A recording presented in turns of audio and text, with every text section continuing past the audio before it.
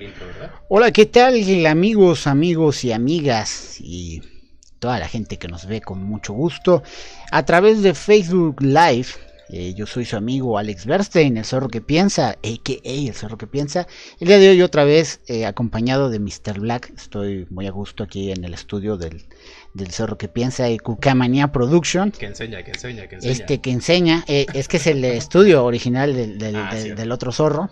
Pero hoy estamos en el zorro que enseña, aquí con Mr. Black. Aquí lo pueden ver al señor de barbas largas y de cabello largo. Ya no tanta. Feliz de estar aquí con nosotros. Y yo muy contento de tener aquí a Black. Black, gracias por estar aquí. Buenas tardes, amigo. Zorro, muy buenas tardes a nuestro auditorio. Pues sí, muy contentos de estar nuevamente en las instalaciones originales del Zorro. El Zorro en general, por supuesto, en esta magnífica compañía. De esta gran casa productora. Exactamente. Que hace muchas cosas. Y pues con un gran interés por el tema que vamos a tener hoy. Y con una gran invitada. Que nos acompaña Así hoy, por es. Supuesto. Entonces vamos a darle, que es Moreno ya. Claro que sí. Para los que estén algo desentendidos de qué estamos hablando, vamos a narrarles un poco el caleidoscopio pandémico. Gracias, aquí traído por ustedes, más bien para ustedes, por parte de la maestra Valquiria Torres Soto. Maestra, gracias por brindarnos unos minutos de su tiempo. Bienvenida aquí al Zorro que enseña. Déjenme platicarles quién es la maestra. La maestra es maestra en Filosofía de la Cultura por parte de la Universidad Michoacana de San Nicolás de Hidalgo. Licenciada en Filosofía por parte de la Universidad Autónoma de Aguascalientes. Y en la que es maestra. Lujo para todos los que están estudiando ahí. Por ejemplo, la señorita Mictlán, que está allá echada un rato, está descansando. Solo la vemos ahí que descansa. Además de ser docente de ahí, también hay que conocer las líneas de investigación de la maestra, como lo son el pensamiento indígena, la filosofía en México y la movilidad urbana, entre otros temas que están relacionados con la filosofía de la cultura. Actualmente, y por eso agradecemos su tiempo, porque yo sé que está ahorita complicado sus tiempos porque está en un diplomado de prácticas filosóficas por parte de Secafit, así es, el Secafit. Ha publicado en revistas como Géneros o Géneros para algunos. Tengo ahí la duda, preguntaremos ya después con los amigos que hacen revistas por qué juntan dos palabras para decir género y eros. Es una revista de divulgación de investigación de estudios de género. De la Universidad de Colima, por cierto. Y también ha compartido trabajo en la revista filosófica por parte de la Universidad de Aguascalientes, Eufía. ¿Eufía está en lo correcto? Eufía. Aquí los filósofos y los nombres griegos me encantan siempre.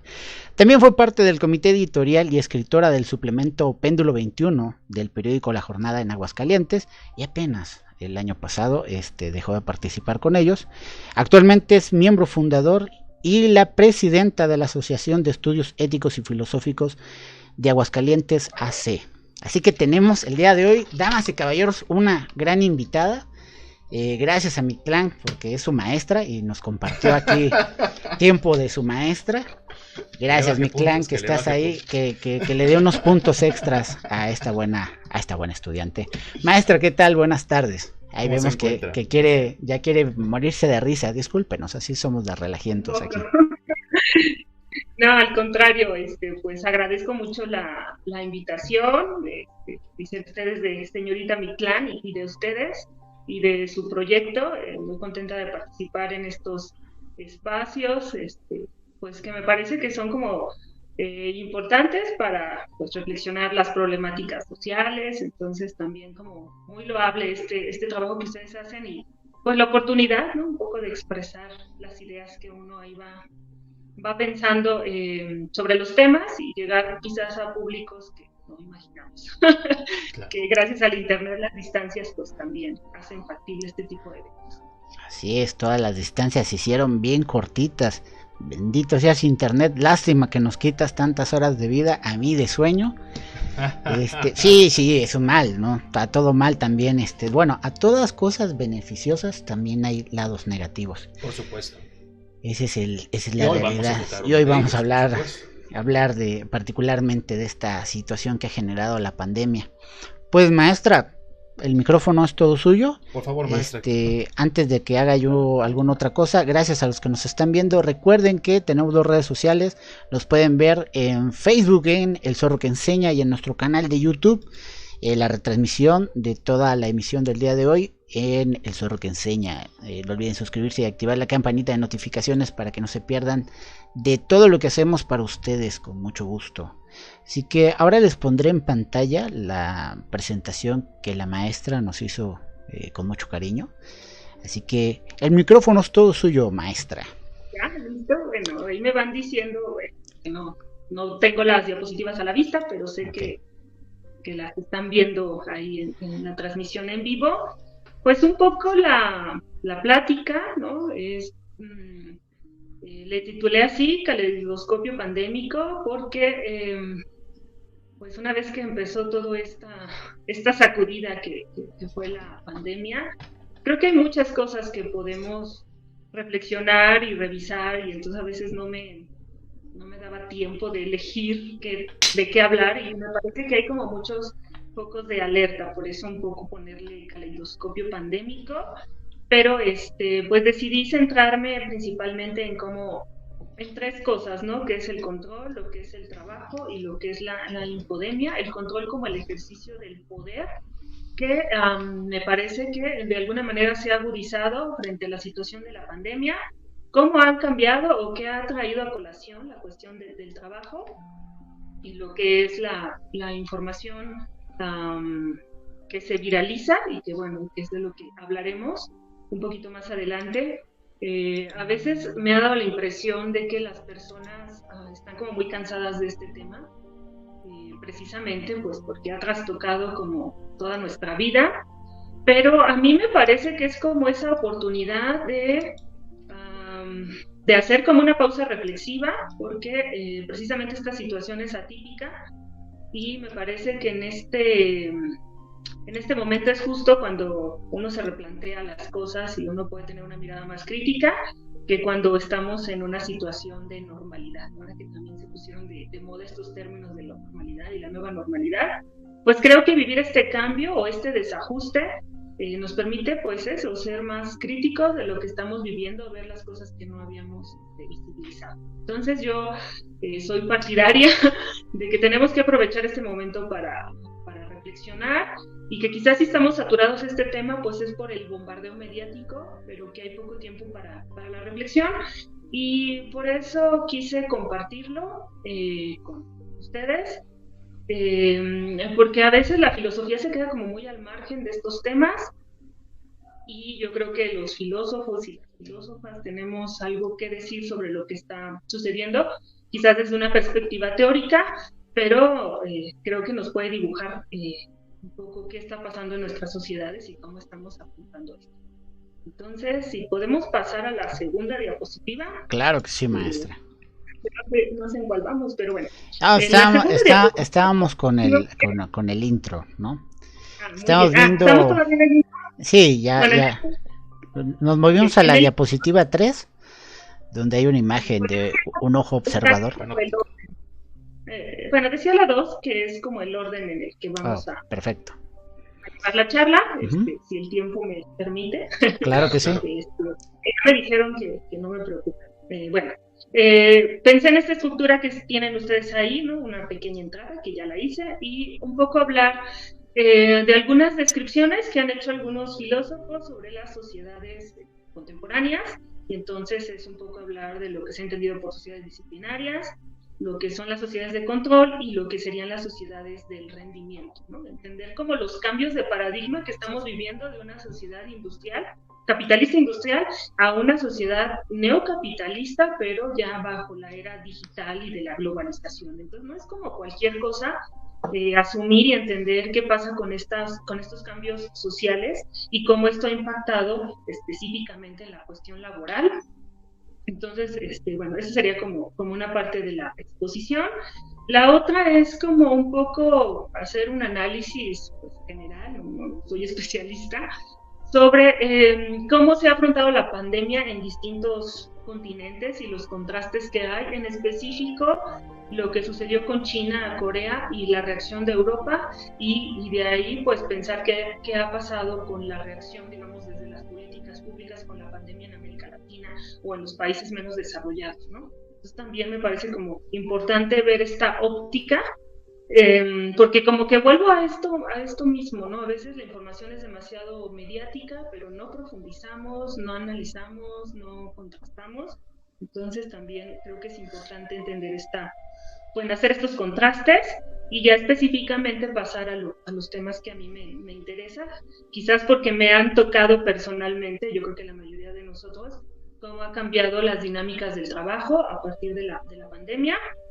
Y por último, pues ya hablarles de este término de la infodemia, que es precisamente la propagación descontrolada de la información y las secuelas que tiene en las personas, pero también en la vida democrática y en el bienestar colectivo de las personas.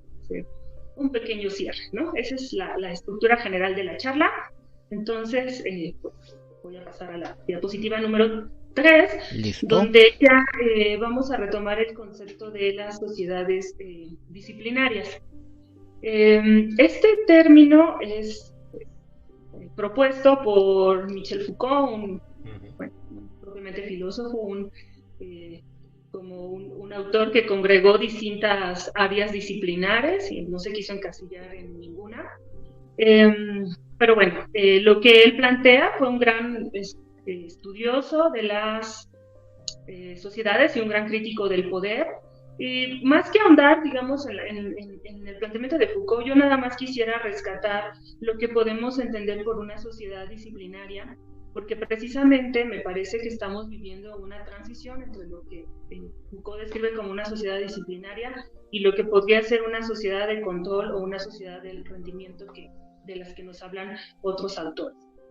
Entonces, una sociedad disciplinaria es una sociedad que se va a gestar y se va a consolidar en el siglo XX, pero se va a gestar en el siglo XIX con la revolución industrial y todos los cambios sociales que eso va a conllevar. Si pensamos antes de las sociedades industriales en un sistema artesanal, feudal, una sociedad jerarquizada a través de la nobleza, de un soberano, pues ese era un tipo de sociedad que va a sufrir cambios con la industrialización y con la, digamos, ordenación de la sociedad de tal manera que se le puedan denominar sociedades disciplinarias. ¿Y por qué se les llama así? Porque estas sociedades se empiezan a estructurar de tal manera que permitan que la industria sea operativa, tenga resultados productivos, pero también se vayan transformando las subjetividades de esos individuos a través de un orden que tiene que ver con ciertas reglas que debe de obedecer pues para que se alcance ese fin, ¿no? Es como una analogía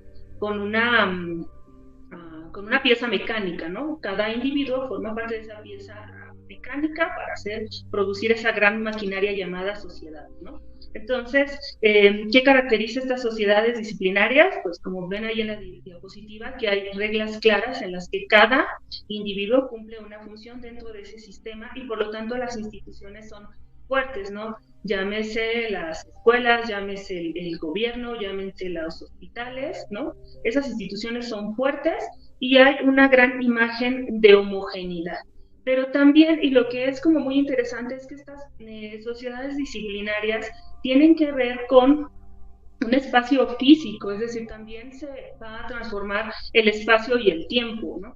¿Por qué? Porque para que las personas funcionen en este sistema y estas instituciones sean fuertes, requerimos edificios, requerimos fábricas, requerimos hospitales, requerimos cárceles, y entonces por eso son instituciones fuertes, pero que también tienen un espacio físico, es decir, se ordena ese espacio físico, y ese espacio físico está diseñado de tal manera que las personas puedan ser vigiladas en el momento en el que están en esos espacios y cumpliendo la función que tienen que desempeñar. Entonces, un poco Foucault lo que señalaba, ¿no? Que el modelo de ese tipo de sociedades disciplinarias son la cárcel, ¿no? Donde un elemento central es lo que se conoce como el panóptico, ¿no? Que es esta torre de vigilancia donde el que vigila a los presos pues tiene la posibilidad de cuidar qué está haciendo cada una de las personas que están encerradas. Bueno, pues ese modelo es muy similar si nosotros pensamos en una escuela. A lo mejor en la escuela no existe el panóptico, pero la estructura física del lugar está diseñado para que existan salones, para que haya ventanas y alguien pueda estar vigilando lo que están haciendo los sujetos dentro de esos espacios, ¿no? Entonces son estructuras físicas que están diseñadas para la disciplina y para la vigilancia, para ver que las personas estén congregadas en ese lugar haciendo lo que tienen que hacer y sean modeladas de acuerdo a este sistema. Por ejemplo, les ponía la escuela o la cárcel. Por eso hay un gran sentido de homogeneidad y de encierro, ¿no? Que es otra de las características que ven ahí en las disciplinas. En la escuela, pues se encierran a los sujetos adentro de la escuela, se les disponen salones con ventanales, pues para que el perfecto, ¿no? Quienes fueron a la secundaria, el perfecto, revise que los muchachos estén en los salones, quizás el director revise que el maestro esté dando la clase, ¿no? Lo mismo que podría hacer el que vigila a las personas que están en la cárcel, ¿no? Pero si pensamos en la fábrica opera de la misma manera. En una fábrica también vemos una disposición de los espacios que están pensados para congregar a un determinado número de personas que además están uniformados, ¿eh? Quien está en la cárcel, quien está en la escuela, quien está en la fábrica, está encerrado, está uniformado y está asignado en un espacio donde puede ser vigilado para que haga lo que tenga que hacer y sea disciplinado en caso de no cumplir con ello, ¿sí? Entonces, por eso un poco se dice que se concentra y se reparte en el espacio, se ordena en el tiempo, para que se logre un fin determinado o una fuerza productiva, ¿no? Entonces yo les ponía el ejemplo de la fábrica, el ejemplo de la escuela, el ejemplo de la cárcel, pero también los hospitales, o quizás el cuartel militar, tienen como esta misma estructura, ¿no? Y digamos que eso correspondía, ¿no? a una sociedad industrializada y que aún en nuestros días pues hay vestigios de estos espacios, ¿no? Yo incluso cuando estaba en clases en un espacio físico, eso les decía, o sea, qué características tienen los salones, ¿no? Y nos dicen mucho de cómo se está pensando la idea del orden, la idea de la vigilancia y la idea de, finalmente, como también del control. Entonces, me parece como muy interesante que la filosofía no sea solamente una cuestión teórica, sino que también esta idea de pensar cómo se estructuran las sociedades también tiene que ver con sus distribuciones del espacio y con sus distribuciones del tiempo. Por ejemplo, en las sociedades disciplinarias hay tiempos muy específicos, ¿no? Por ejemplo, en qué horario debes de estar en casa, en qué horario debes de descansar, en qué horario se tiene que ir a la escuela, en qué horario se tiene que trabajar, ¿no? Entonces, tenemos la típica semana en la que de lunes a viernes trabajamos o estudiamos, el fin de semana es día de descanso, tenemos a qué horas, que las horas más productivas quizás son en la mañana, en la noche se tiene que dormir, pero también vemos que está distribuido y muy reglamentado lo que se hace en el tiempo de la vida, ¿no? En las sociedades disciplinarias principalmente, aunque nosotros me parece que estamos en una transición, hay un momento en el que se estudiaba, ¿no? Entonces quizás las personas que vivían en las sociedades disciplinarias, digamos en su auge, terminaban una carrera universitaria, por dar un ejemplo, y jamás volvían a volver a poner un pie en la escuela, ¿no? Es decir, se estudiaba en un momento de la vida, se concluían los estudios y se seguía con otra etapa que quizás era irse a otro encierro, que era la fábrica o que era la oficina, pero no había, estas barreras eran como muy claras, ¿no? Lo cual ya no sucede en las sociedades en las que actualmente vivimos, ¿no? Entonces son tiempos que están como muy bien establecidos y que son reforzados, pues no solo por la costumbre, sino también pensaba mucho cómo los programas televisivos, que también son un reflejo de esas sociedades disciplinarias, que es un medio de comunicación masivo, ordena también ese tiempo y administra en qué momento debes de hacer qué tareas y de acuerdo a incluso a los roles de género, ¿no? Si prendemos la televisión en la mañana, pues vamos a escuchar noticias, vamos a escuchar, sí, prácticamente noticieros. Noticieros, programas misceláneos. cosas que Ajá, mantengan entretenida al ama de casa. Qué buen punto este que menciona, maestra, porque me atrevería yo a golpear a toda la infancia. Tú tenías que hacer tu tarea de 5 antes de las 8, porque a las 8 Dragon Ball Z. Sí, sí, no, si tú no habías terminado tu tarea, no veías a Goku y a sus amigos, y es cierto, porque a las 2, a la hora del noticiero más interesante, el más formal, a las 2 era la hora de la comida, Sí. ¿no? No, y eran los tiempos en los cuales se ponían nuevamente las noticias, porque posteriormente seguían deportes y sucesivamente los programas de chismes, ¿no? Exacto, Entonces, ¿no? A las 5 el aseo, pues, estás viendo a doña Patti Chapoy, que le mandamos un gracias por arruinar a la sociedad. Y era para que te diviertas, qué hizo Pedrito Sola, qué hizo tal gente, de qué están hablando, o sea, el programa misceláneo de la tarde, porque no es igual al programa misceláneo de la mañana, que son consejos para la vida, que son otro tipo de chismes, porque siguen siendo chismes, amigos, a pesar de que a algunos les gusten esos programas. Pero la vida realmente, esta estructura que dice maestra, es cierto. Yo más de una ocasión me quejé, yo estudié la primaria en la Rexamen, y la Rexamen es una cárcel. Y quien haya estudiado la Rexamen en Cintalapa sabe que el lugar es una cárcel, es eso, una cárcel. No, yo no me creo que mi primaria la fundaron arriba de un cementerio. No, sacaron todas fueron fundadas sacaron a encima los del reos y cementerio. nos metieron a nosotros, ¿no? Interesante esta estructura. Maestra. Maestra, aquí dos, Bien, dos perfecto. cuestiones, perdón. Pues un poco esos ejemplos visibilizan cómo se nos va disponiendo a saber, sí, se nos va imponiendo un orden y una manera de qué días debemos relajarnos, qué días debemos divertirnos, Claro. tan solo viendo la programación televisiva, y eso es impactante, ¿no? Hablaban un poco del contraste de los programas de la mañana están para el ama de casa, ¿no? Sí. Y además la mujer que se queda en la casa mientras los hijos están en la escuela, por eso puede hacer yoga y ponen al de yoga bien guapo, ¿no? Para que se motive. Ve programas en la mañana, maestra.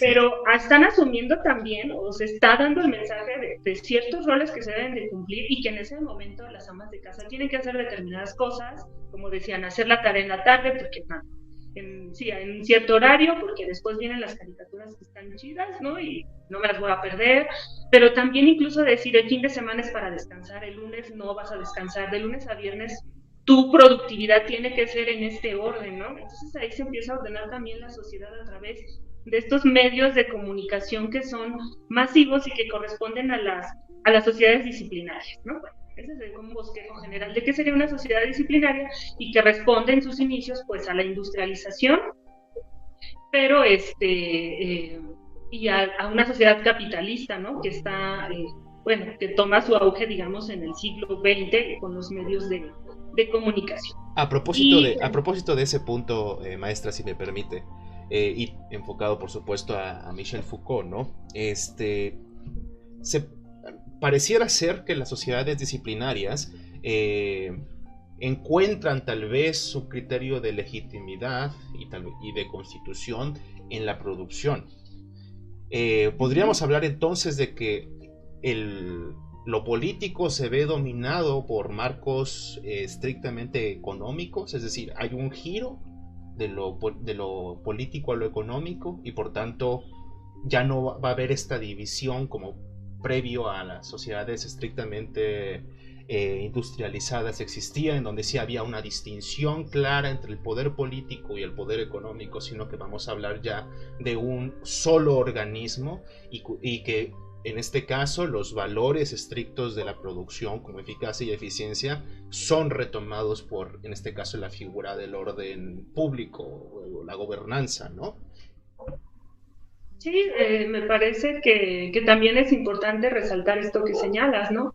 Finalmente hay una mancuerna más fuerte entre la idea de productividad o incluso todas estas expresiones que tienen que ver con la eficacia, con el desarrollo industrial como sinónimo de éxito, empiezan como a fortalecerse bajo esta misma lógica que tiene que ver con el auge del capitalismo que antes en las sociedades soberanas, me parece que son las anteriores a las disciplinarias, no existía, ¿no? Donde el soberano, dicen, lo que hacía es administrar prácticamente la vida, ¿no? Quién vive, quién muere, y tan tan, ¿no? Y acá no, lo que se busca es administrar un poco a los sujetos en la medida en las que son eficientes dentro de un sistema de producción, ¿no? Y está centrado en que esa producción sea eficaz, que se produzca, digamos, en el menor número de tiempo, objetos o cosas, ¿no? Como funciona una industria, así debería de funcionar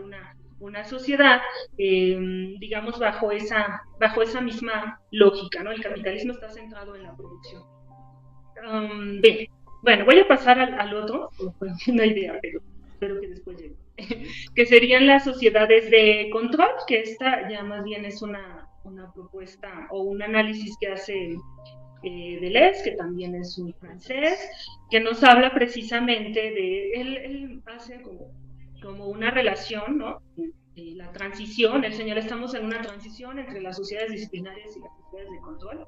Creo que este texto es de finales del siglo XX, el que revisé, y él ya veía que estas sociedades disciplinarias estaban, digamos, transformándose y que estábamos pasando a otro tipo de régimen en el que se ejerce el poder, ¿no? ¿Qué pasa con las sociedades de control? Bueno, pues que las sociedades de control pues ya no necesitan que los sujetos estén dentro de un espacio físico para que hagan lo que el poder necesita, ¿no? En este caso decíamos que sean productivos al sistema económico capitalista, ¿no? Trabajen, que se les vigile que trabajen para que hagan ese trabajo eficaz y generen un producto que después van a comprar, ¿no? Acá no, acá se empieza a relajar esta cuestión del espacio físico. ¿Por qué? Porque empieza a tener auge pues todas las tecnologías digitales. Y entonces ya no necesitas estar en un espacio físico para ser vigilado y ser disciplinado, pues que ahora tenemos los maravillosos celulares y que ahora con la pandemia se ha agudizado más la forma en la que se ejerce el control a través de estos mecanismos, ¿no? Porque si en las sociedades disciplinarias, pues tú eras, vamos a decirlo, explotado en tu horario de trabajo, pues era tu horario de trabajo y a lo mejor hacías horas extras, pero salías de la fábrica, salías de la oficina y ya hasta que si tenía semana inglesa de lunes a viernes, pues ya hasta el lunes volví a entrar a la mecánica del trabajo, ¿no? En cambio, en estas sociedades de control, pues vemos que pareciera que ya se empieza a desdibujar esta línea, ¿no? ¿Por qué? Porque ahora puedes continuar trabajando en casa, ¿no? Entonces ya tu jefe te puede hablar, ¿no? Y decir, regrésate, mándame tal información, hizo falta que acabaras este diseño. Entonces ya vemos que cada vez se requieren menos estos espacios de vigilancia y de disciplina. ¿Por qué? Porque los correos electrónicos, las plataformas de los espacios de trabajo permiten que haya esa plasticidad o esa flexibilidad para el trabajo. Otra característica de estas sociedades de control es la formación permanente. Yo les ponía el ejemplo de que en las sociedades disciplinarias las personas terminaban, no sé, eran abogados, médicos y pues en un primer momento no era necesario hacer tantas especialidades y posgrados, ¿no? Ahora en las sociedades de control necesitas siempre estarte actualizando, ¿no? Esto también se vuelve un negocio, porque bueno, siempre necesitamos aprender, pero también se convierte en una manera de ejercer el control, ¿no? Entonces ahora todo el tiempo tienes que demostrar que te actualizaste, que hiciste un diplomado, que hiciste un doctorado, o sea, nunca vas a terminar de estudiar ni de tener las credenciales suficientes, ¿no? Entonces eres un cliente frecuente de las instituciones educativas que te van a certificar, ¿no? Entonces ya no pasas de un encierro a otro. Viva el capitalismo. Sí, ¿iban a decir algo? Iba a decir una broma de arriba el capitalismo, ¿no? Que habíamos mencionado de Lenin cuando en Los Simpson ya no existe la Unión Soviética, muerte al capitalismo. Sí, esto que dice maestra es preocupante porque hace unos años yo había mencionado con unos compañeros en una ponencia que teníamos en la universidad que la industria capital ha liberado a tantos profesionistas y luego, no hay dónde acomodarte. ¿Qué te parece estudiar un máster? ¿No? Si no va a haber dónde trabajes, sigue creciendo, ¿no? El nivel académico. Bueno, ya tienes licenciatura y maestría y sales a la vida laboral. No, pero te falta experiencia. Y, chingar, ¿cómo hago experiencia? ¿Qué te parece este diplomado donde vas a trabajar en una industria y vas a adquirir experiencia? Y allá va uno otra vez a invertir más dinero. Y cierto es, no termina uno de llenarse de credenciales, de medallitas como soldado o general. Y ya llegué al tope o tengo la sapiencia suficiente como para decir soy apto para el mundo capitalista, y resulta que no, porque también puedes volverte doctor y después vamos a inventar otra cosa. Postdoctorado. Postdoctorados, bueno, ¿no? Y vamos a ir subiendo más y más la vara de mando. Te veía que me querías decir algo, dime. Más bien una pregunta, maestra. ¿Podríamos decir entonces que en las sociedades de control el sistema económico ha cooptado los espacios libres? De ahí entonces de que ya no existe la posibilidad de dejar de estar en este espacio productivo, sino que incluso fuera de las áreas establecidas al trabajo, ¿no? Como en este caso las oficinas, ¿no? En nuestras propias casas, en el propio baño con el celular, sigue siendo un espacio para seguir produciendo, ¿no? Entonces ya no hay tal diferencia entre un espacio individual de esparcimiento con el espacio productivo. ¿Es correcta esta idea, maestra? Sí, yo creo que es como importante señalarlo, porque me parece que a partir de lo que dijiste se me vinieron a la mente muchas cosas, pero una de ellas es parece que ya todo el tiempo queda disponible para trabajar, por ejemplo, ¿no? Que era en el caso que decíamos, ¿no? Pero a diferencia, que quería enlazarlo con tu comentario anterior, el sistema capitalista estaba centrado en las sociedades disciplinarias, en la productividad, ¿no? En producir los insumos que se van a vender. En cambio, en estas sociedades de control, ya el capitalismo no está centrado en la producción, porque la producción se hace en los países subdesarrollados, ¿no? Y además ya las empresas, ya no son fábricas, a las empresas, pues lo que hacen es pagarle a las maquiladoras, ¿no? Para que ¿no? Entonces ya no está concentrado en ahí el capitalismo, sino en la compra de servicios y en el consumo, ¿no? Que eso también es interesante, que no sé si por ahí va el asunto del tiempo libre, sí, pero que en realidad lo que hacemos es, en nuestro tiempo libre, precisamente, darle al consumo, pero también lo enlazamos con esta idea de la educación permanente, ¿no? Entonces constantemente nos vemos en la necesidad de comprar servicios que pues, ahora ya no es el doctorado por el doctorado, que puede ser muy loable hacer un doctorado, pero ahora es algún requisito y un servicio que yo tengo que contratar para estar actualizado, ¿no? Claro. Y hay hasta toda una serie de cosas bien contradictorias, al menos que suceden en México, como ustedes decían, ¿no? Por un lado, y terribles, por un lado hay una sobreproducción de personas con posgrado, pero pues no hay trabajo.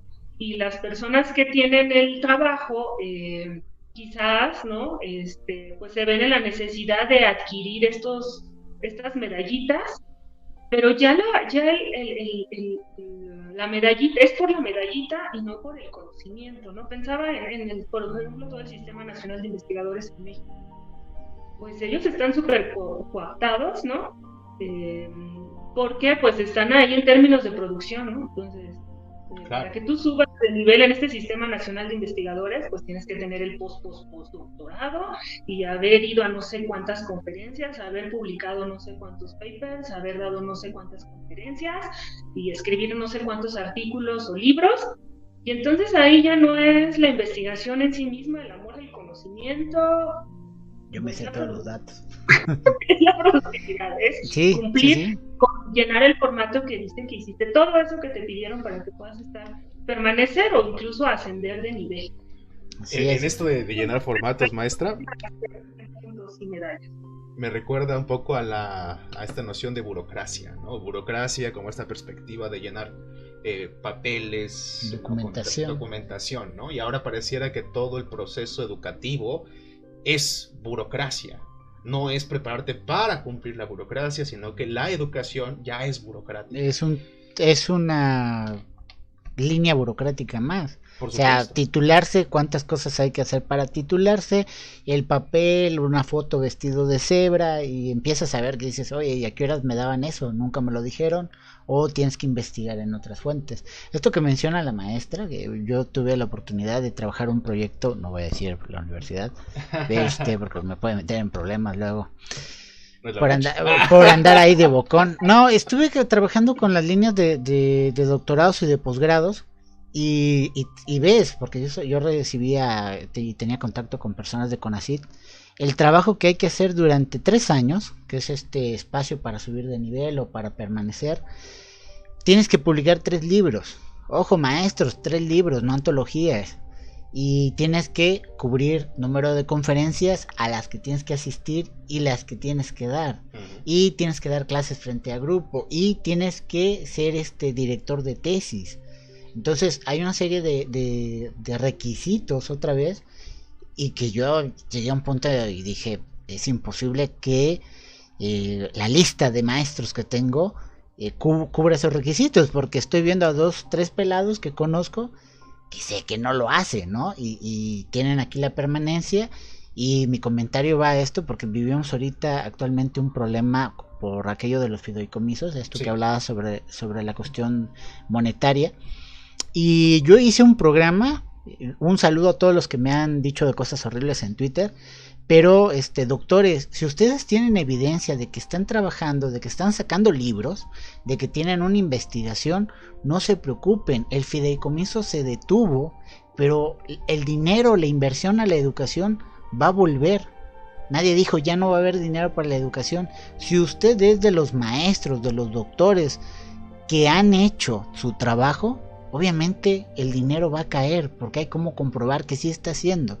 Esto se detuvo porque hay maestros que están viviendo en Europa, que van alrededor del mundo sacándose fotitos, dando la mano, pero que no están produciendo. Y aquí venimos a este acto que dice la maestra, producción. Al final del día todo recae en eso, producción. Y el CONACYT y el gobierno son solo un banco que están dando inversión porque quieren que sus maestros y doctores mexicanos digan, oye, ¿y en México qué hacemos? No, nada, pero me di una vuelta por Europa, padrísimo. Eso no nos funciona de nada. No, claro, y también, nuevamente, el ciclo vicioso pareciera ser que no nos encontramos ahora ante la ausencia de investigación, ¿verdad, maestra? Sino que hay un exceso de investigación. Por supuesto, sin eje, sin centro, sin objetivo tal vez, pero hay un exceso de este tipo de actividades académicas y creo que habría que hacer esta separación. No es lo mismo la academia como valor y otra cosa sería la academia como institución. Pero retomo un poquito, maestra. Aterrizo. Una de las categorías más importantes en Michel Foucault es son dos, la circunstancia de la vigilancia y el castigo. ¿Cuál es el estatus de la vigilancia y el castigo en las sociedades de control? Pues digamos que la vigilancia ya no sería como tan directa, ¿no? Como sí lo puede ser en las sociedades disciplinarias, ¿no? Donde hay un castigo directo. Ahora puede ser la exclusión. Creo que es una manera en la que no cumples, pues quedas relegado. Un ejemplo que podría ser muy claro, que me parece que señala ahí Deleuze, es que en las sociedades disciplinarias, por ejemplo, como las personas están congregadas en un espacio físico, e incluso hasta rebelarse, hay sindicatos y hay una forma de inconformarse. En el caso de las sociedades de control, incluso ya hay una competitividad entre los sujetos, ¿no? Y entonces una manera de generar esta, pues no sé si castigo y esta vigilancia es decirle, échale ganas y vas a ser el empleado del mes, ¿no? Échale ganas y te vas a llevar nosotros en esa universidad donde yo trabajo, que no voy a decir nombre. O sea, incentivar es una gran forma de castigo. Claro. Por ejemplo, para no faltar. Claro. Sí, porque si usted cubre sus 30 días. Entonces el bono de la productividad es que tú nunca faltes, que entregues todo a tiempo. Es una manera, claro, no violenta, no es así de te vamos a encerrar en el cuarto porque o te vas a poner las orejas de burro, que sería la sociedad disciplinaria, pero maestra, es yo traigo orejas. te voy a poner a competir para que tengas pues un incentivo económico si te portas bien, ¿no? Y ahora, como que cambia porque pues ahora yo me esmero por satisfacer al sistema, pues porque quiero la compensación económica. claro, y es más fácil en este mismo régimen de poder que nos está platicando la maestra Valquiria, en este mundo digital, porque ya solo hay que llenar cuadritos y horas y comprobar, ¿no? Ya no es necesario porque ya no estamos en un espacio físico, ya no hay una vigilancia como tal de cada 15 minutos, ahora hay una vigilancia digital de a tal hora tiene que estar el correo. De hecho, ya hemos visto a mi clan sufrir por eso de sube tu tarea antes de a las 11:59. Ahí está el relojito avisándote, te quedan 17 minutos. Es una manera de sustituir la vigilancia física, ¿no? Porque ahora ya te avisa la plataforma, no has subido tu tarea y tienes 2 horas para entregar. Y tienes mensajes todo el tiempo. Hace ya varios años, cuando estudiaba... Era un joven apuesto. Y estudiaba otra carrera distinta a la que realmente salí. Obviamente me salí de esa carrera que estaba estudiando antes. Un profesor al cual no le guardo mucho respeto, pero sí mucho rencor, preguntaba ¿qué es mejor, prevenir o castigar? Así nos preguntaba, maestra. Prevenir o castigar. Y pues me acuerdo que los compañeros y las compañeras dijeron prevenir. Y yo les respondí castigar, porque Maquiavelo dice que un castigo ejemplar previene la mayor parte de los delitos a futuro. ¿Por qué menciono esto? Porque difiere la perspectiva de que no es violento, porque tal vez en las sociedades disciplinarias existía esta noción de que se castigaba bien, nuevamente esta condición de Maquiavelo, para evitar que se cometieran nuevamente estos actos. Y pareciera ahora más bien de que se está castigando constantemente, con el relojito, por ejemplo, para la entrega de tareas, con estos recordatorios pseudomoralistas de pórtate bien, sé productivo, y muy importante, sé feliz, ¿no? Sí. Preocúpate tanto en ser feliz que no seas feliz, algo así. Entonces termina siendo sumamente violento, y esta perspectiva simbólica del castigo también se va difuminando, porque ahora, bueno, dado que siempre voy a estar bajo la perspectiva de ser castigado, entonces ya no importa realmente, más bien tengo que contabilizar cuántos castigos me salto, ¿no? Ahí está el valor, más bien numérico, y no necesariamente en este criterio estrictamente simbólico del castigo. Entonces terminaría siendo sumamente violento. Y en esa perspectiva, maestra, ¿de qué forma el individuo interioriza para sí mismo ese castigo? Un poco esta perspectiva Foucaultiana de biopolítica. Pues sí, creo que es un condicionamiento finalmente, ¿no? Que creo que ese es ahí el asunto, y que, bueno, efectivamente, como dices, es violento, porque pensaba precisamente que es un condicionamiento quizás inconsciente, ¿no? Claro. Entonces hablamos de biopolítica, ¿no? Pensaba incluso, ¿no?, cómo ya las plataformas están diseñadas, por ejemplo, no puedo pensar en otro caso que el mío, pero, por ejemplo, ahora cuando uno entra a estas plataformas educativas, si tienes que llenar una encuesta y no lo has hecho, sí, cada que abro una pestaña, cierro una pestaña, es la encuesta. Entonces son como estos condicionamientos que no se ven, pero que están ahí ejerciéndote como una especie de, ¿cómo decirlo?, como de insistencia de que tienes que hacer lo que tienes que hacer, ¿no? Como decían, los recordatorios del relojito, o quizás en todo momento el teléfono recordándote qué es lo que tienes que hacer, y eso cambia finalmente, pues, nuestra forma en la que pues no sé, nos concentramos y decidimos lo que hacemos o lo que no hacemos, ¿no? Claro. En ese sentido, creo que estas tecnologías virtuales pues han reemplazado muy bien esta vigilancia, han generado este tipo de acondicionamiento. Pensaba en otro ejemplo, que no sé si ya me voy a salir un poco del tema, pero un poco lo que hablaba, esta comparación que hace Deleuze es, por ejemplo, el dinero, ¿no? Como también la relación que tenemos con el dinero ha cambiado. En sociedades de control, pues ahora todo tiene que ver con, por ejemplo, con los plásticos, ¿no? Entonces, eso también es una manera de condicionar a los sujetos en su consumo y dónde pueden o no adquirir cosas y a dónde o no pueden ir. Claro. Regresando a mi ejemplo, que soy yo, ¿no?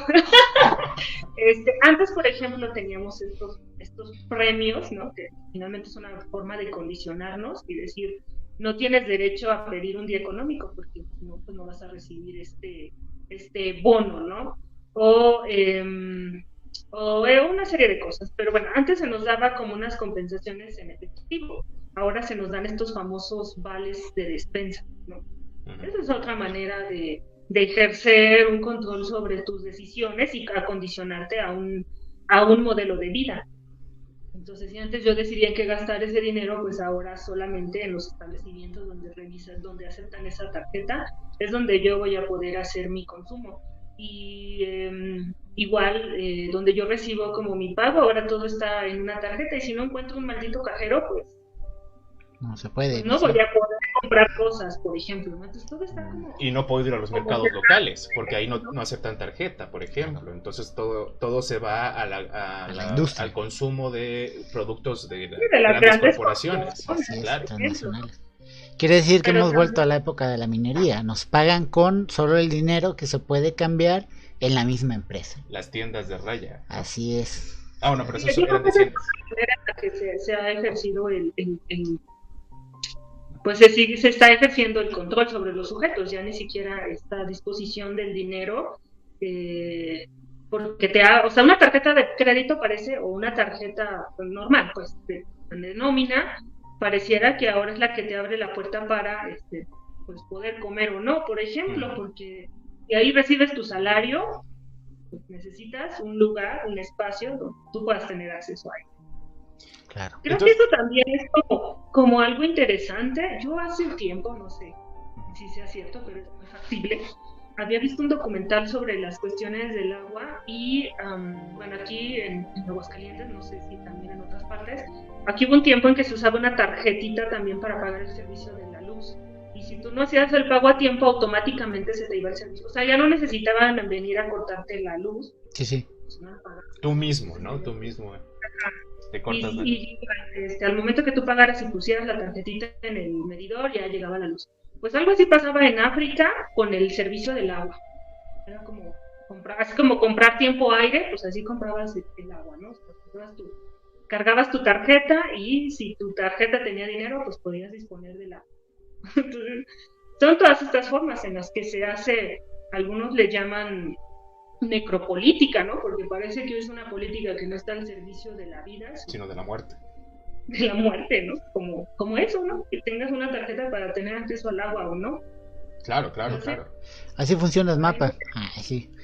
Aquí así funciona el sistema de agua aquí en la ciudad donde residimos nosotros, aquí en Tuxtla, en Chiapas. Aquí pagues o no el agua, no llega. Sí, no hay problema, aquí no hay falla. Aquí no caen en eso. Tú no importa que tú estés al día con tus pagos y demás, no va a haber agua porque no va a haber agua. Entonces, maestra, nos encontramos ante una sociedad de control, o ante el contexto de una sociedad de control, que se ve envuelta en una pandemia, ¿no? ¿Cómo va a venir a modificar o a abonar a la estructura de control el COVID-19? Bueno, pues a eso íbamos. Pues se va a agudizar principalmente las cuestiones que tienen que ver con el trabajo que se puede hacer en casa, por ejemplo, porque pues vemos que ya no necesitas el espacio físico, ¿no? Claramente ahora necesitas una computadora y un internet para trabajar. El asunto, ¿no? Quizás que a mí me llama la atención es que vivimos en un país que no es Europa, ¿no? Entonces, pues así como que de una clase media, que sería la que puede hacer este llamado home office, pues no está en las mejores condiciones, ¿no? Pero hay algo que denominó también una autora, que es Paul Preciado, que ella habla de una prisión blanda, ¿no? Me parece que algo que ha agudizado la pandemia es precisamente la posibilidad de que estemos enfrentando un momento crítico de la humanidad, y creo que muchos memes lo dibujaban así, de que se está destruyendo el mundo, pero la gente necesita demostrar que es productivo y seguir trabajando, aunque parece que estamos como en el fin de los tiempos, pues algo así, ¿no? Ahora podemos seguir trabajando ante una situación de contingencia, porque tenemos estas herramientas tecnológicas que nos dicen, puedes seguir siendo productivo aunque se esté acabando el mundo en tu propia casa, ¿no? Yo creo que esa es una manera en la que ahí vemos algo bien enfermo, me parece, porque yo entiendo que hay que trabajar. Hay un meme que burla de eso. Un meme de un perrito que está escribiendo así frente a una computadora. De producción, ¿no? O sea, tú sigues siendo productivo, ¿no? Así es. Pero también, ¿qué haces encerrado en tu casa, en esa prisión blanda? Aparte de que pierdes el contacto con la realidad no virtual, tu mundo se va a encerrar en este mundo virtual, pues te dedicas al teleconsumo, ¿no? Así es. Sí. Perfecto. Entonces ahora compras en Amazon, haces tus pedidos para que te traigan la comida, ¿no? La calidad se empieza a reducir a lo que ves a través de esta herramienta, ¿no? Que no se trata de satanizarla, pero sí visibilizar las formas en las que somos reducidos y también pues controlados, ¿no? Está lógico, porque aquí el capitalismo puede seguir siendo productivo, ¿no? Ya no necesitas ir a exponerte, entre comillas, porque puedes seguir trabajando desde casa, ¿no? O en el caso de la cuestión de los estudiantes, ¿no? Puedes seguir estudiando desde tu casa. Y quizás en estos momentos, pues sí sea importante dar continuidad con los estudios, pero no sé si en estos términos de productividad como los estamos viviendo, me parece. Ahí salen dos elementos que me recuerdo ahora, Zorro Maestra. El primero es esta falsa dicotomía, o al menos yo la planteo como falsa dicotomía, entre salud y economía, ¿no? Tienes que elegir, porque si eliges economía, se te muere gran parte de la población, o pones en riesgo a una gran parte de la población.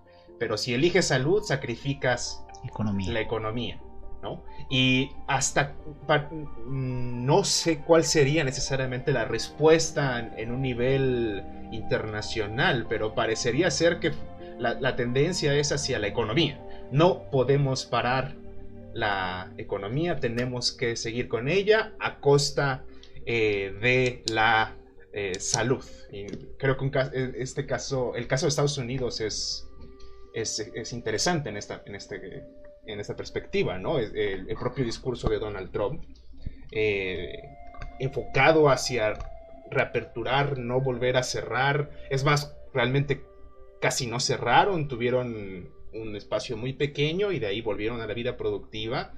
Y pues es el país número 1 en contagios y el país creo que número 1 en decesos. Eso, corríjanme si estoy mal, ¿no? Pero no puede frenarse esta perspectiva. Y la otra está, bueno, pero economía ¿en qué? Porque obviamente los sectores básicos, llamémosle los estrictamente productivos, pues tienen que seguir o estuvieron funcionando. Pero en este caso lo que no se puede parar, porque viene el paquete completo, como dicen, es necesariamente otra vez el marco de los servicios, maestra. No hubo la posibilidad de frenar todos elementos no estrictamente necesarios, porque parece ser que no nos encontramos ante una economía basada en elementos materiales, sino en una economía basada en especulación y consumo. La especulación que va a generar plusvalor y que eso necesariamente va a contribuir a incrementar necesariamente el potencial del capital en el consumo. Entonces pareciera ser que ya la propia falsa dicotomía termina cayendo en otro error, que en este caso es, no vamos a sacrificar la economía productiva, vamos a sacrificar la salud, pero todo en función, en beneficio de no evitar de permitir, perdón, que las personas sigan consumiendo. Porque la sociedad vive bajo la filosofía de la ley de Murphy, no vivimos bajo la pirámide de Maslow, no vivimos en función de necesidades, vivimos en función de gustos, de deseo. Ese es el problema. Nuestra sociedad, y principalmente la de Estados Unidos, que es algo que no dicen malamente los medios de comunicación, mucha gente salió a manifestarse de ¿por qué me voy a encerrar? Entonces Trump dijo, ¿no te quieres encerrar? Pues la vida normal, ¿no? A sabiendas de que eres uno de los países que tiene un consumo de grasas saturadas muy elevada, que tienes un nivel de índices de obesidad tremendos, obviamente pues se dio el resultado como tal, y de que Estados Unidos actualmente, como hablábamos antes de iniciar, está viviendo una etapa de cambio sociopolítico y cultural muy cabrón, porque estamos en esta estrategia que te digo de los demócratas. Vamos a darles una vida mejor. Sí, ¿cómo? Mejor que la que les está dando Trump. ¿Cómo? No, mejor. Por eso, dime cómo, cuál es la estrategia, cuál es el paso a seguir. No, va a ser mejor. O sea, siempre esperanzados de algo mejor y una realidad totalmente inherente. Lo que mencionaba la maestra con todos estos servicios y que les decía yo del chistecito del perro, es un perrito que está frente a una computadora y de fondo se ve la destrucción total, esto que dice la maestra. Estoy mandando mi currículum y el mundo se está cayendo, sí. ¿no? Y recuerdo un maestro, le mando un saludo al maestro Zoé Centeno, que estábamos en clase y empieza a temblar. Maestro, está temblando. Sí, pero entréguenme su trabajo. Cabrón, está temblando, nos vamos a morir aquí, usted está preocupado por el trabajo.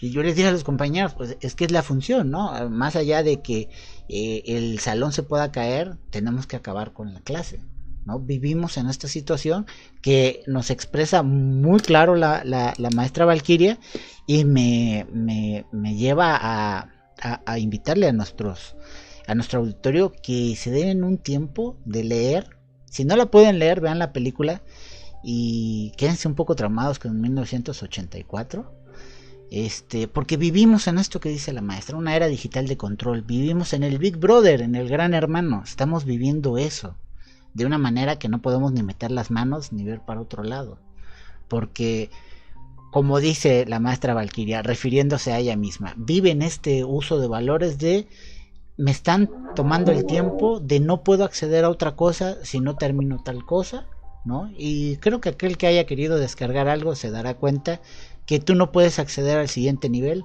si no diste clic, si eres hombre o mujer, si no pusiste tu fecha de nacimiento. Y si no determinaste que no eres un robot. Un robot, sobre todo. Maestra, haciendo un análisis, ya que hablamos en un criterio, en términos internacionales, ¿cómo fueron llevando las distintas regiones del mundo la pandemia? Aterrizado, por supuesto, de la crítica y evaluación que hacemos como sociedades de control.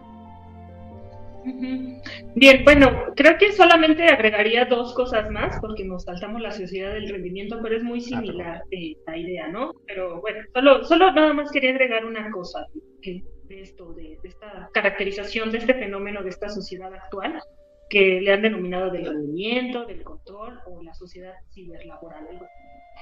Otra cosa que me parece importante rescatar es que se dice, ¿no? Que el humano ya no debe de ser, ya no se necesita ser vigilado porque ahora se autoexplota a sí mismo. Es decir, ahora ya nos compramos la idea de que el éxito y el esfuerzo depende exclusivamente de nosotros, ¿no? Porque creo que también nos hemos casado con esta imagen de ser personas exitosas, de ser personas productivas, de ser personas bellas, de ser personas saludables, es decir, una sobreexigencia también sobre uno mismo, que creo que también tiene que ver con esta cuestión de la biopolítica, ¿no?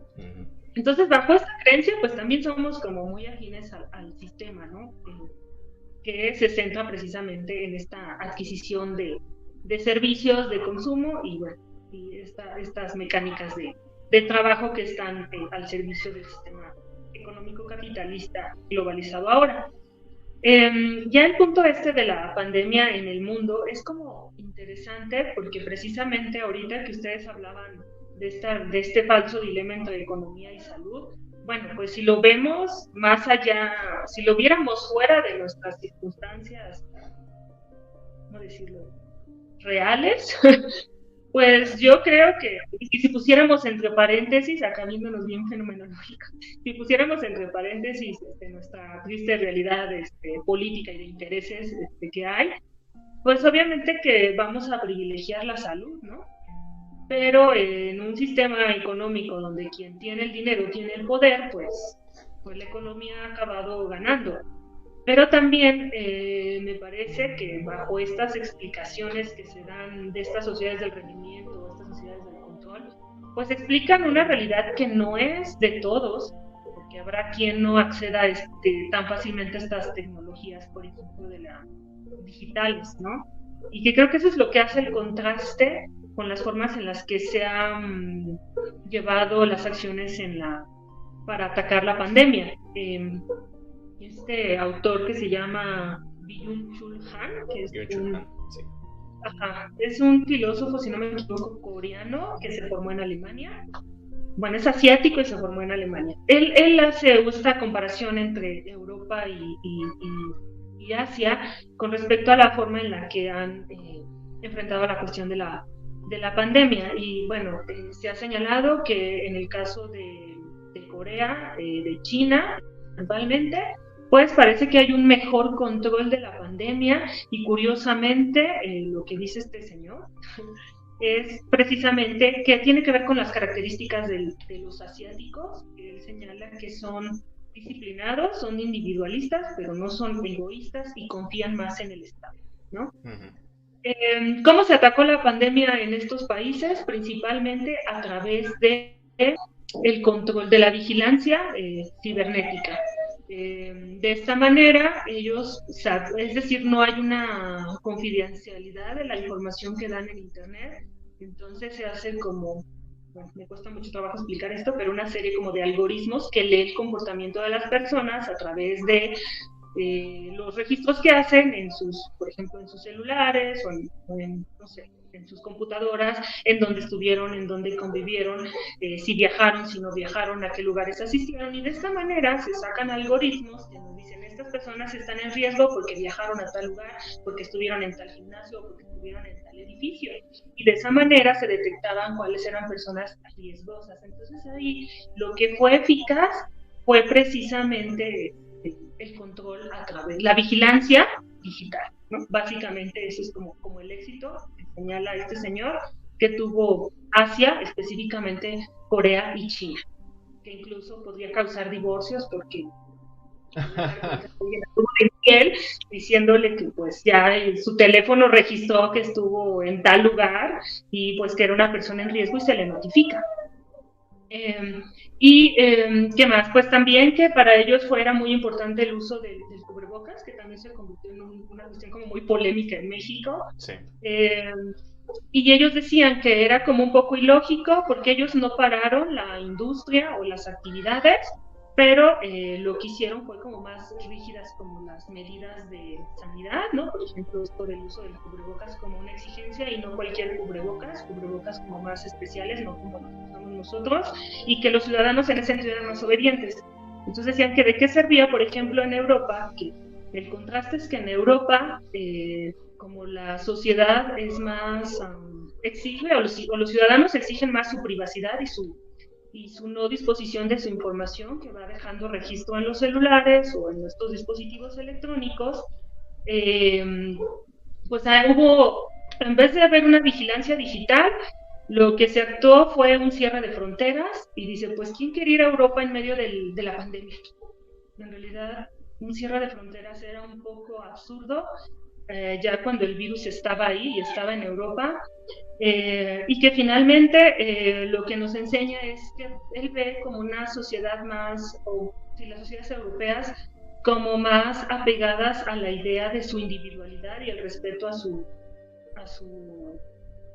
privacidad o a la información de sus datos, y que finalmente lo que hacen es excluir precisamente a los migrantes, ¿no? Siguen viendo como al enemigo, o sea, si anterior al COVID el enemigo es el inmigrante que viene a estos países, el COVID era como el sinónimo de lo mismo, ¿no? Vamos a agruparnos nosotros europeos a hacer un cierre de fronteras, pero el problema no está en nosotros ni en nuestros hábitos, sino en el otro, ¿no? Y por eso este cierre de fronteras, esta relajación del uso del cubrebocas, y señalaba pues que si las personas seguían usando, por ejemplo, en transporte público y no usaban cubrebocas, pues que esta era una fuente de contagio, que solamente quien usaba un automóvil pues se veía menos expuesto. Entonces ahí hay como un contraste muy interesante, porque lo que hace Asia es un movimiento más eficaz, pero a costa de pues sí, de la transparencia y de saber qué es lo que hace cada ciudadano, ¿no? Entonces hay una vigilancia tal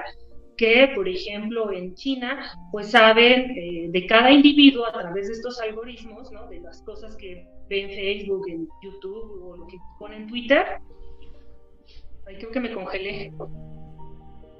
Se congeló. ¿Estoy ahí? Sí, Sí, la escuchamos, maestra. la A ver, escuchamos. déjame ver qué pasó.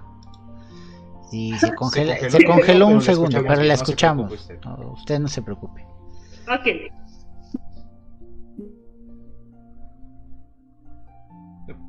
Creo que sí. Bueno, registro muy Sí, claro de los ciudadanos. Si están a favor del régimen o están en el régimen, todo, ¿no? Hay una idea clara de cuáles como las características de cada uno de estos individuos, ¿no? Lo que en Europa pues pareciera un poco menos factible por las características de la sociedad. Entonces es como un contraste interesante, a mí me parece, entre estas formas, porque lo que hace Europa finalmente parece un poco quedado en el pasado, y que el modelo que han utilizado es un modelo que tiene que ver en cómo se atacó la peste o otras pandemias en las que se usaba la idea de que no le encierres en su casa, ¿no? Claro. Eso me parece sumamente interesante, pero el contraste está cuando pensamos en América Latina o en países como la India, ¿no?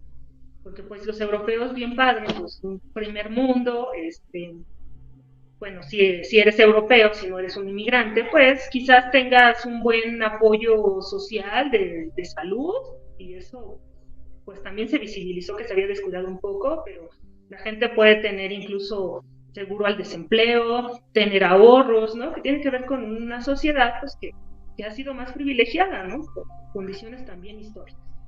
Pero ¿qué pasa en países como decía yo, Latinoamérica o la India, donde ellos no pueden hacer home office? El señor que vende los taquitos de colores o las personas que trabajan vendiendo flores de noche o lo que ustedes quieran, bueno, sé que se apaga ahí, pero ¿sí me sigo escuchando? Sí, la escuchamos, maestra. En caso de que usted la dejemos de escuchar, le vamos a decir. Vamos a entrar en pánico aquí. ya No, la escuchaba. El problema es que de repente se satura a esta hora la línea de internet a nivel nacional, amigos, porque son las 8, es hora prime time para todas las plataformas, para YouTube. Ahorita me acaban de aparecer 6 notificaciones de programas que yo suelo seguir, que están transmitiendo, entonces es normal que pase esto con el internet. Es interesante esto que dice maestra, porque el control se lo entregamos al mundo, a la industria, entrando a Facebook, ¿no? ¿Para qué nos hacemos patos? Al hacernos una cuenta de Gmail, dimos dónde vivimos, damos muchas referencias nuestras. Al tener internet, estamos en una clave IP, nuestra casa, nuestro espacio está ubicado, nuestras redes sociales, a pesar de que a muchos no quieran aceptarlo, están siendo vigiladas. Nosotros hacemos una vigilancia propia de manera increíble. Yo a varios amigos les he dicho, mira, estás en tal lado. ¿Cómo sabes? Por tus fotos. Acabo de ver 3 fotos en Instagram donde estás comiendo tal cosa. Yo conozco el lugar, y estás con fulano y fulano, porque los acabas de etiquetar y aparecen en todas sus historias. Entonces hay un seguimiento propio. Ni siquiera ya las instituciones tienen que decir, ¿cómo los vamos a vigilar? Bien fácil. ¿no? Solo presta atención a lo que está pasando en Facebook, Twitter y Instagram, ¿no? La gente solita se autovigila de una manera increíble. Es preocupante la versión que da de los europeos, este filósofo, porque cierto es que lo hablamos en algún momento, cerrar China o cerrar los espacios afectados, y no iba a haber ninguna función, o no iba a haber una finalidad correcta.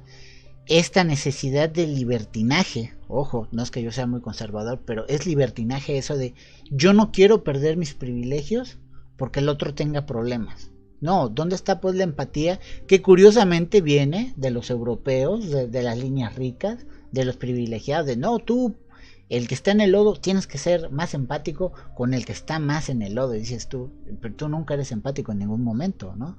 El desprecio que se le hace a México, a pesar de que México tenía sus fronteras abiertas, no vamos a recibir mexicanos porque tienen picos muy altos y hay ¿cómo se llama? Contagios otra vez en España, en Portugal, en Italia. Lo veo aquí con algunos mexicanos que están en la vida política, que se la pasan encerrados y resulta que tienen COVID. Y tanto le tiran al presidente, es que no usa el cubrebocas, necesita un bozal. Pues el señor a sus casi 70 años sin cubrebocas, pues no se ha enfermado, y unos güeyes que viven encerrados en mansiones de lujo resultan que, ay, fíjate, dile a mi mamá que tengo COVID, ¿no? Entonces hay una línea ahí muy discutible de esta cuestión social de control. Esto que menciona Black a mí me preocupa porque la Organización Mundial de la Salud había mencionado que quieren mandar a Latinoamérica 120 millones de pruebas de detección rápida de COVID. El problema de generar esto es que la industria, uno, está estancada, y quienes pueden pagarlo están diciendo, sí, gratis no es, ¿no? Atrás de esto hay algo. Y en el punto que la maestra menciona claramente de las disposiciones de control, como lo es un plástico, yo lo estaba analizando hace unas semanas con mi madre, porque me dice, si queremos viajar a Europa nos van a pedir que estemos vacunados. Claro, se va a volver un requisito, ¿no? Tiene usted que comprobar esta línea de vacunas, si está vacunado contra el COVID, si está vacunado contra tales y tales cosas. ¿Verdad, mentira de que te puedan poner un chip? Es como, bueno, va a ser necesario. Dígame, maestra, la escuchamos. No, digo, me acordé de una amiga que le tocó la pandemia en España, justamente. Y estaba contando, por ejemplo, en aquellos tiempos en Italia, estaba viendo un noticiero y que incluso la gente hablaba de la posibilidad de que las personas tuvieran un brazalete, donde en ese brazalete se podía ver qué tan sanas estaban, así que generan pues no sé si la palabra sea neurosis, ¿no? Un miedo como terrible al contagio, pero también que habla de este cierre de fronteras, ¿no? Vemos la idea de la pandemia como el otro es el enemigo, el otro puede ser peligroso, pero principalmente el otro extranjero, ¿no? Claro, sucio, higiénico, la alteridad va a ser esta contraposición a los valores que nos damos o nosotros mismos. Yo soy limpio, entonces el otro es sucio. Yo tengo recursos, entonces el otro es pobre, no tiene, ¿no? Pero bien igual en el sentido moral mundial que decimos, no, es que el humano es unido. No es cierto, porque ahorita hay un momento de crisis y en lugar de disponer de los recursos que al final, amigos, amigas, es papel, se puede recuperar, se va a recuperar, ¿no? Los mecanismos de reserva y todo. Pero el FMI sigue insistiendo en, yo te doy dinero, pero cumple mis normas. O sea, sigue habiendo disposición de control a través de todas las líneas de salud, de dinero. El fútbol ahorita es un drama, porque ¿cómo es que hay partidos de fútbol? ¿Cómo es que va a haber entrada a personas? La gente necesita divertirse, porque la gente, ya lo dijo nuestro psicólogo, ya están con la olla bastante llena. Entonces es una línea de salud también preocupante, porque hemos hablado aquí de la salud integral, esta línea psicológica que el mundo está a un chasquido de reventar por todo este estrés pandémico. Maestra, nos explica, bueno, nos hablaba de la particularidad en Latinoamérica y también poner el caso de India, con un estado débil y pocos recursos económicos, y ahí se nos cortó. Podemos seguir explorando esa línea, si es tan amable. Sí, claro. Pues era un poco lo que me parecía interesante, ¿no? Que cuando hablamos de estos análisis que hacen, pues son filósofos que viven en Europa, ¿no? Y que finalmente me parece que el confinamiento y esta presión...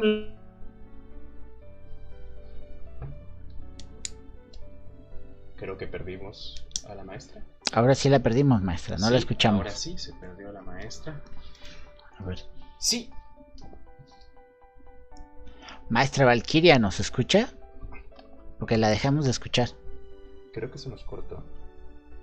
¿La llamada sigue?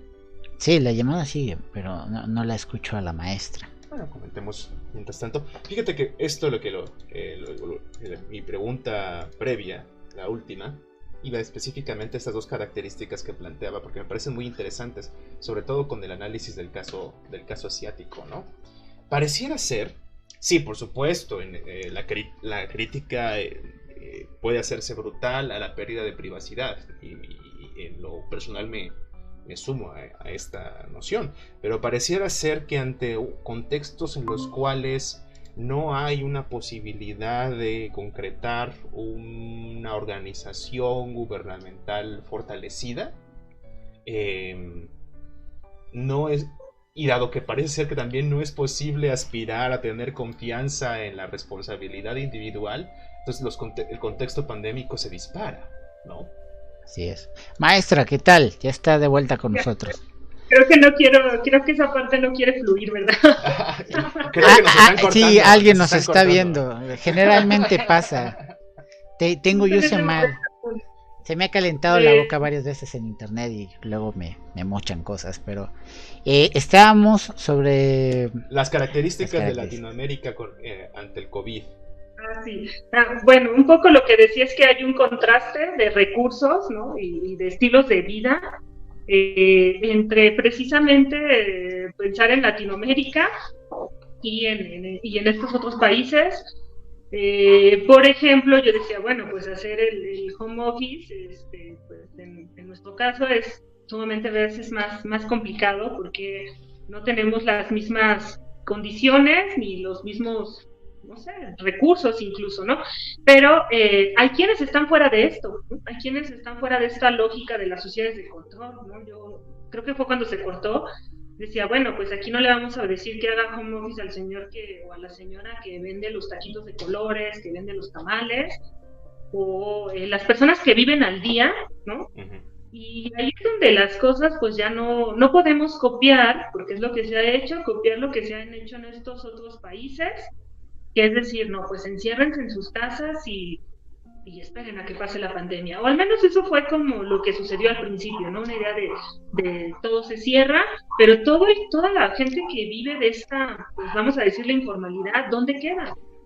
¿Qué pasa en el caso de la frontera, por ejemplo, con México, todas las personas que quedaron como varadas, que son migrantes, pues casi confinadas en campamentos en una situación como esta? En el caso de la India en específico, hubo hordas de personas de bajos recursos que vivían en ciudades grandes de la India y que hicieron prácticamente como caravanas para ir a regresar a sus comunidades y que obviamente estaban arriesgando porque se congregaron bastantes personas para subir a estos autobuses y llegar a sus pueblos porque básicamente no tenían que comer, ¿no? Entonces ahí esa es otra realidad que no se ve bajo la lectura que hacen estos autores europeos, ¿no? Que hablan, pues sí, obviamente, de todo este condicionamiento que se hace a través de las tecnologías digitales, todo este control, pero que en América Latina o la India, pues no todos viven en ese mundo y pueden ser controlados a través de estos artefactos, porque incluso están fuera, ¿no? Están fuera de ese sitio.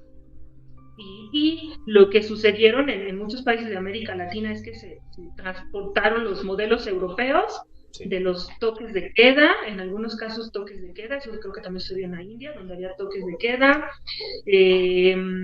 había otra cosa, decir, no se preocupen, quédense en casa, pero los recursos no están, ¿no? Para esas personas que se tienen que quedar en casa, ¿no? No tenemos la misma economía y responde pues a necesidades diferentes y por eso no podemos trasplantar esos modelos. A mí me parece que es importante pues también atender esa circunstancia y que quizás es algo que no hemos pensado lo suficiente y que mucho de la discusión de la cuestión del COVID se ha politizado de la peor manera y que a mí me parece bastante molesto, porque creo que no tendríamos que estar discutiendo si Andrés Manuel trae el cubrebocas o no trae el cubrebocas. Creo que es más importante pensar cómo nos podemos cuidar todos y cómo podemos, creo que eso era lo que tendríamos que estar discutiendo, cómo podemos salir mejor parados de esta situación, quizás cuidar a las personas que menos recursos tienen y no estar alegando ese tipo de tonterías, creo Sí, claro. yo, ¿no? Así es una realidad. Porque se aprovecha muy bien esto en un tono político y que creo que lo que ha sucedido en México, ya después de dejar, que iba a mencionar el caso de Bolivia, pero ya se me vino a la mente lo que pasa en México, se hace esta mala política, ¿no? Y eso es terriblemente ofensivo, me parece, para nosotros como ciudadanos. Por ejemplo, yo que estoy en un estado de un gobierno azul, en un debate bien Católico absurdo. extremo, ajá. Bueno, en el PAN, pues, por colores, Pero lo que sucede precisamente es una lucha política vil, ¿no? Y no porque yo defienda un color o a otro, o sea, en realidad creo que deberíamos estar más allá de eso y tristemente esto lo utilizan, así como las farmacéuticas y estos organismos internacionales están generando y cortando poder y control, no sé, para vender la vacuna o para exigir condicionar los apoyos, pues lo mismo hacen nuestros políticos y los partidos políticos, están buscando sacar una ventaja de esta circunstancia tan terrible, ¿no? Sacar, ¿cómo le dicen? ¿Raja política? Raja política, ¿no? Uh-huh. Y es terriblemente ofensivo porque esto ha generado, a mí me parece, que todavía un mayor descontrol y menos eficacia porque las disposiciones estatales muchas veces están completamente separadas de las disposiciones federales. Sí. Y además hay una pugna con dolo para no generar un acuerdo. Eso también me parece que es una realidad así súper terrible y triste de lo que está sucediendo, por ejemplo, en México, porque digo, no tendríamos que estar discutiendo ese tipo de cosas. Creo que nos interesa preocuparnos en un sentido más colectivo y menos partidista. Así es. Un poco, bueno, no sé, ¿qué iban a decir? No, en un término más humanista, maestra, la verdad, estamos preocupando es que es un ejemplo. Tú cuídate, ¿no? O sea, tú sé el ejemplo para ti y en este sentido de la imagen que es el presidente cuando sale no trae cubrebocas, pero cuando viaja usa cubrebocas. O sea, es un hombre también que se cuida, ¿no? No creamos que a sus casi 70 años es inmune a cualquier bacteria. Pero hay una frase que a mucha gente le molesta y a mí me gusta repetirla. Y es que sin duda la pandemia nos cayó como anillo al dedo porque le abrió los ojos a los que no les había abierto los ojos durante 20 años. Y es que nuestro sistema de salud es malo. Nuestro sistema de educación es pésimo porque no estamos conectados, ¿no? A pesar de que muchos memes salieron de que el Tlatuani, Peña Nieto regaló pantallas y laptops y quién sabe qué. Sí, ¿para qué? Si no hay internet, ¿no? Recuerdo aquí al exgobernador Juan Sabines regalar laptops. Me acuerdo que una señora me dijo, se la vendo, joven, porque yo necesito dinero. En mi casa no hay luz. Dije yo, sí, ¿para qué le sirve una laptop o una lavadora, señora?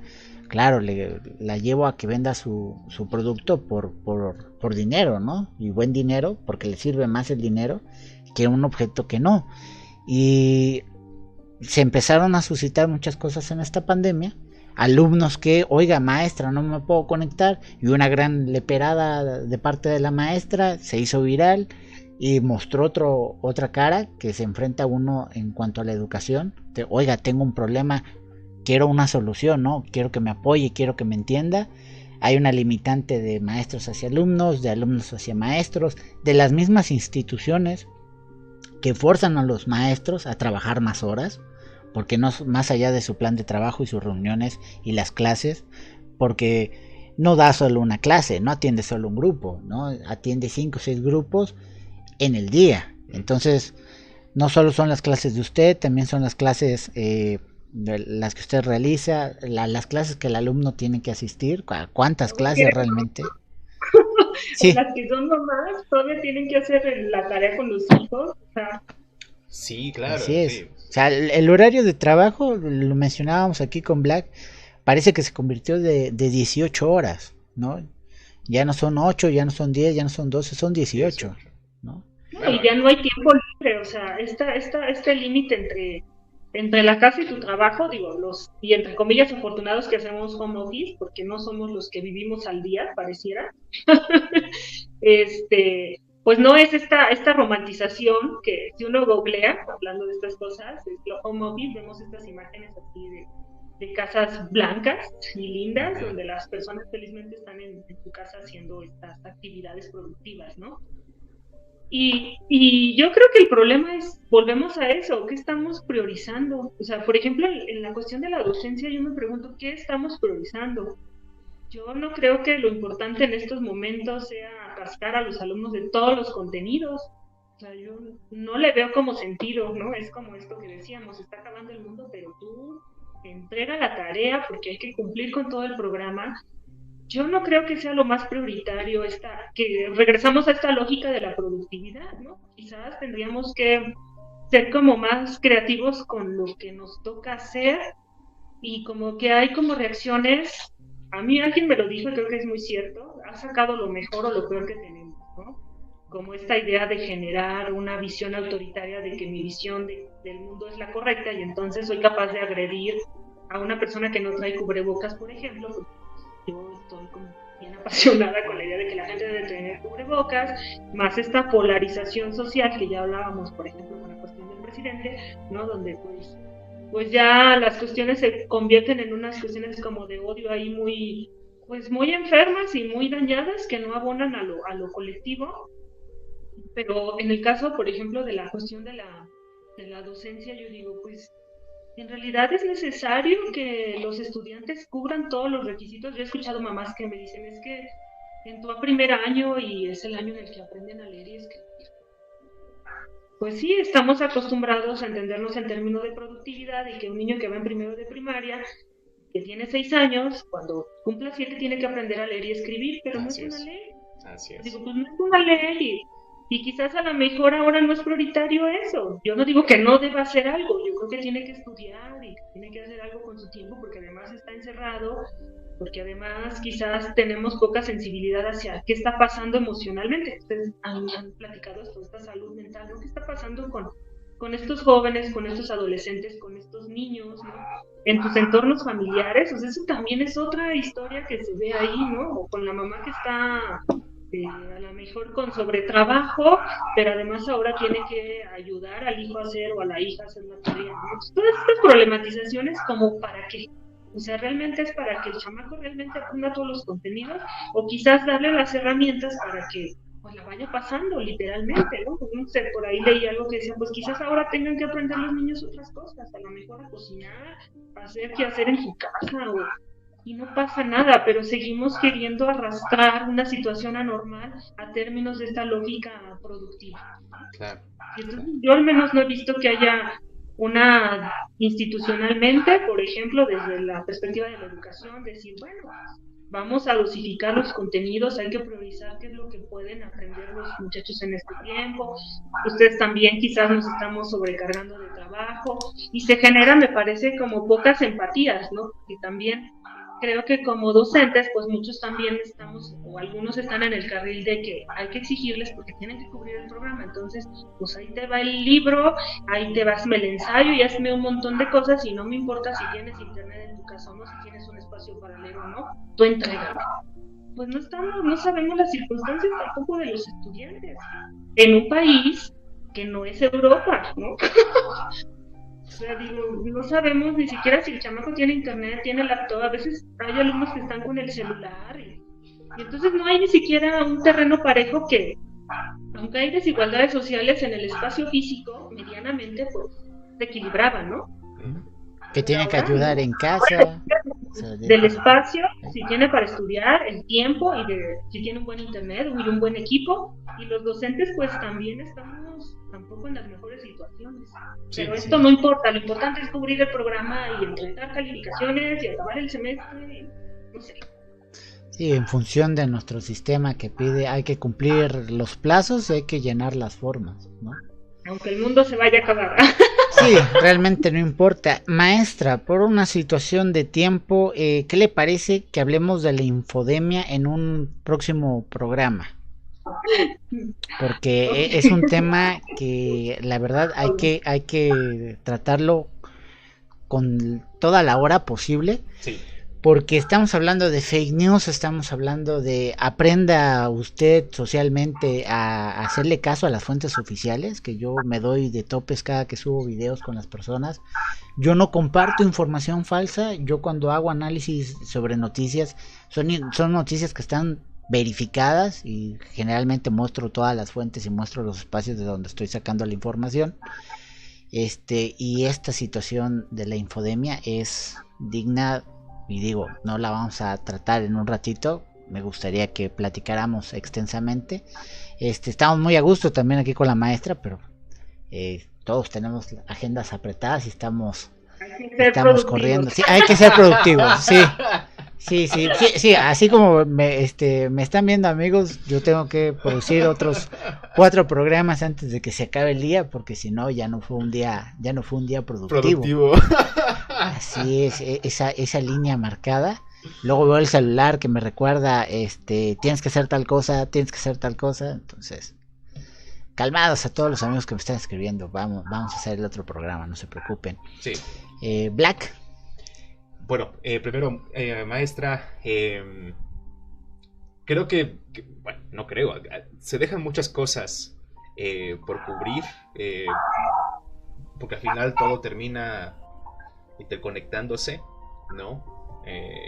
Y sobre todo para generar procesos de conclusiones. Pero sí, vamos a tomar la palabra, vamos a intentar comprometerla a que nos pueda ayudar nuevamente y colabore con nosotros para otra ocasión y podamos continuar con el tema de la infodemia y agregar nuevos elementos a esta conversación, y agradecerle muchísimo su tiempo, en verdad, y pues fue muy ameno, estuvimos muy a gusto, espero que usted también se haya sentido muy bien.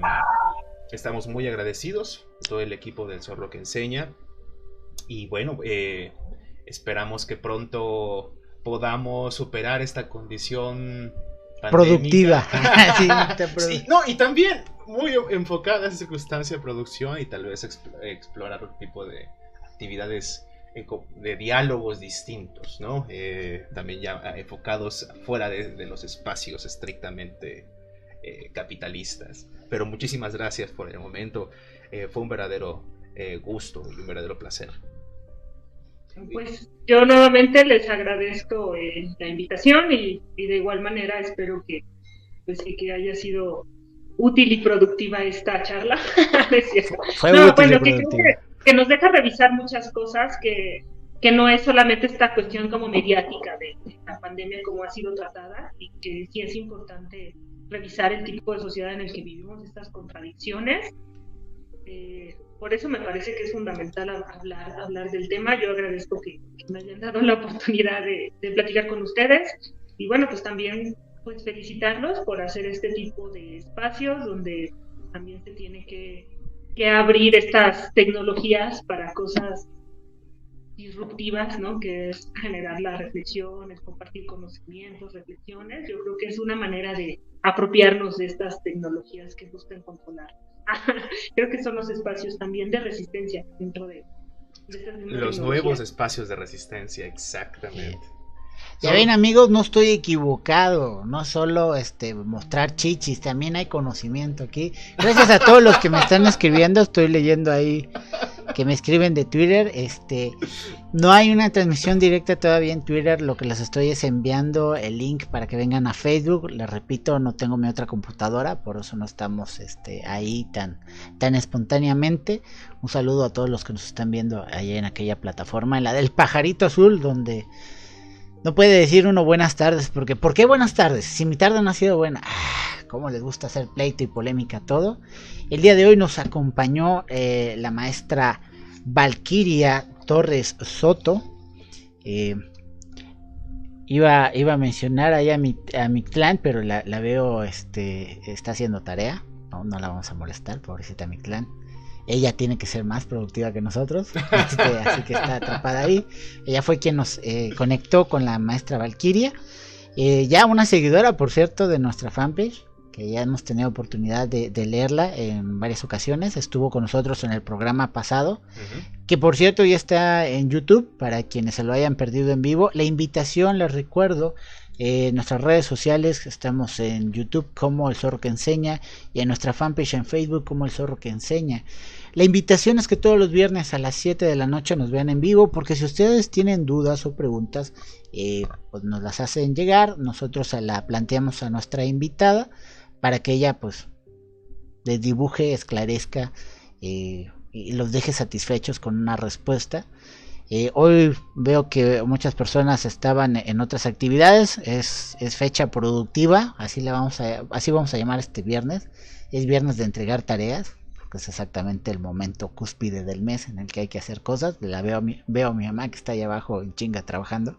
Un beso también para mi mamá, que está siendo productiva, una mujer muy productiva y atrapada en este sistema. Dice Irma Pérez Luna: saludos desde San Cristóbal de las Casas. Gracias, Irma, que tengas una buena noche, un excelente fin de semana para todos, amigos. Recuerden, hay que tener cuidado, porque ya en varios estados de la República el semáforo pasó de amarillo, en algunos a verde, en otros a rojo.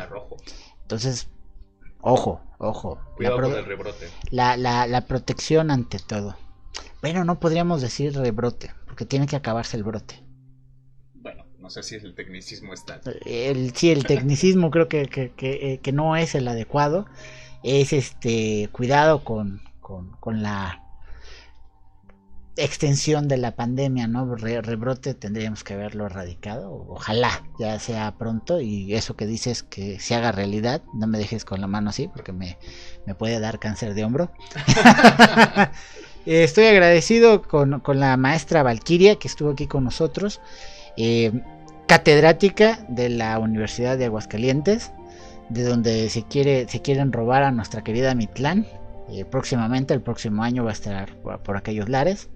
Ya tal vez haremos transmisiones con Mictlán y con la maestra desde la bella tierra de Aguascalientes. Ya tenemos ahí invitaciones de ir.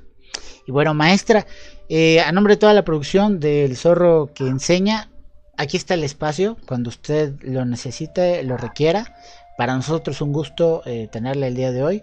No me vaya a cortar, déjenos enviar nada más la salida y demás, para que ya nos pueda ver, porque la maestra no nos ha visto, solo nos ha escuchado.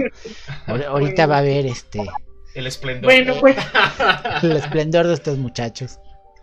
Ok, bien, pues gracias. Y bueno, pues también hacerles un comercial antes de que despidan. Claro, adelante.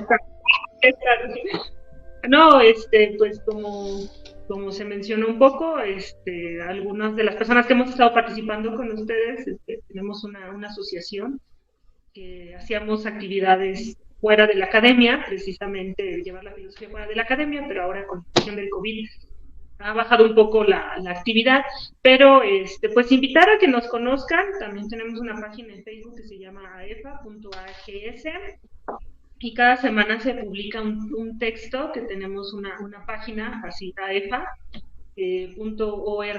y sí, creo que es así. Bueno, ponen el nombre de la asociación, es AEEE, 2Es, AEFA, que es Asociación de Estudios Éticos y Filosóficos de Aguascalientes, y tenemos ahí una página donde escribimos algunos textos, porque nos interesa también pues llevar la filosofía a estos otros espacios. Y bueno, pues agradecer nuevamente la invitación, y pues si gusta saber de la filosofía, pues ahí búsquenos como a él. Gracias a ustedes por No, maestra, usted muchas gracias. No se preocupen, amigos que nos están viendo en vivo, al rato les compartimos en la fanpage. Ahí vamos a poner los links, y los que nos están viendo en YouTube, bien fácil, hay que abrir la descripción, ahí aparecen abajo sin ningún problemita. Así que yo me despido aquí acompañado de Mr. Black y la señorita Mictlán, que está allá haciendo tarea, nos dice que adiós. Maestra, no nos cuelgue, déjenos enviar aquí a la salida y estamos con ustedes un segundito. Amigos del Zorro que Enseña, buenas noches, cuídense mucho. Black, usen cubreboca, mire qué bonito ese cubreboca de gato. Bueno, nos vemos el miércoles de complemento.